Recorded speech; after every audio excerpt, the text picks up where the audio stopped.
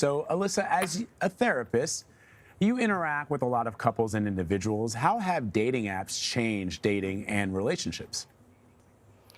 Oh my goodness, I think it's changed. They have changed them dramatically. First of all, people are meeting more and more often through the use of technology, through online forums and dating apps. They're progressing their relationships, or they're learning more about themselves and what they're interested in, and kind of what's available to them out there. So dating apps have wildly widened the pool, so to speak, of viable candidates. Whereas before dating apps were commonplace, we were relying on generally things like work or school or going out into the world in restaurants, bars, bookstores, and whatnot, and kind of taking our chances and hoping that potentially there might be other people there that were around our age or also looking for the same thing. Now we have this sort of curated avenue by which we can have a wide variety of people that we can see at any time of day, no matter where we're at or what we're doing or how we're feeling at any given moment. So it's hugely broadened the pool. One of the critiques, as you know, of online dating is that it removes the organic nature of the process. In your experience, has dating app culture impacted people's ability to romantically connect on a human level as opposed to one online? I would say yes, but I also would say that that is a symptom of what's going on in our culture in general right now. As we have moved more into social media as a way to connect with new people and maintain friendships and relationships with pre-existing people that we know, that is another sort of aspect that has come along with that. So yeah, I mean, I think are becoming much more of a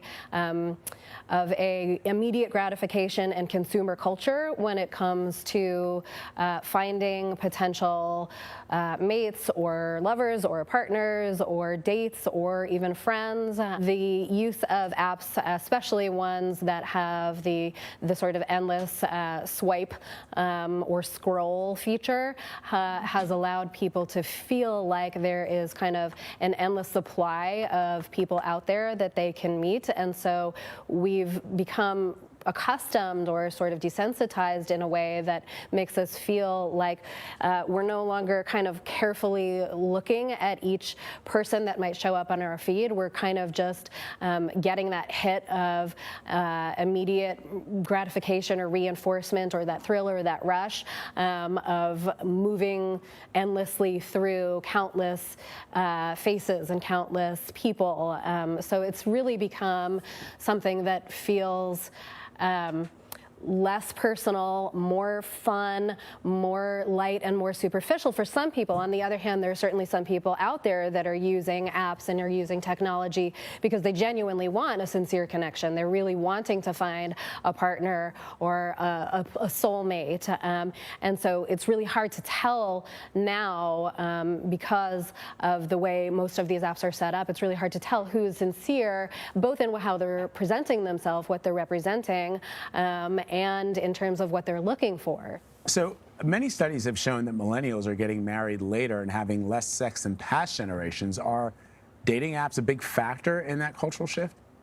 I would say that it's part of it for sure. I think that in general, younger generations are we're still culturally really attached to the idea of love, and we're still really attached to the idea of marriage by and large. But we don't have the same,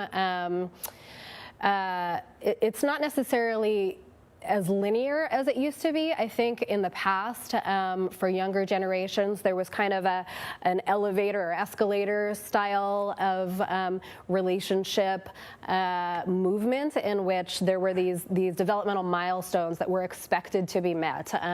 So you meet someone, you get to know them, then you move in together, then maybe you get married, then maybe you buy a house together, then you have a child together. And nowadays, I think with younger generations, generations, they're not necessarily seeing marriage as an achievement or a goal that needs to be reached, at least not reached in the first few decades of their life. I think younger generations are much more interested now in self-exploration and in other exploration, in learning more about what they like and learning more about what feels good for them in a relationship. And because there's so many viable candidates, they feel like they have that option, that opportunity to really explore and learn and grow, which, that's one thing that I happen to think is pretty positive, is that we're no longer getting married at a young age because we feel like that's what we need to do. That's sort of the next step of where we need to go in our lives. And here are the small number of people that I can choose from that are viable potential candidates because they're around the same age, or they're single, or they live in my hometown, or whatnot. Now people are realizing that relationships can have a lot more versatility and diversity, and so they're experimenting and exploring with different kinds of relationships, different kinds of sex, and typically having more experiences. And I think that the more experiences, the more relational and relationship experiences you have, the more you become clear about what it is that ultimately would work for you in a long-term partnership, if that is in fact what you're looking for.